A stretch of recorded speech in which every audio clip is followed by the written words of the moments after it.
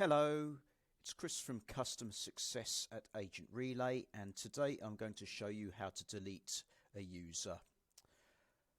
From Account, go to the Users tab, and as an admin you can delete a user. So let's say we want to delete Sally Alvarez. We click on the red bin icon.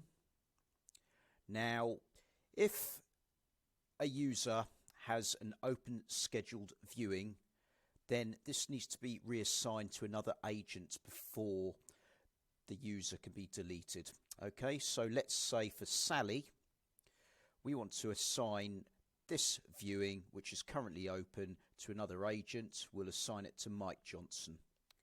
Okay, so let's do that. Now we have got this new pop-up which allows us to delete Sally as a user.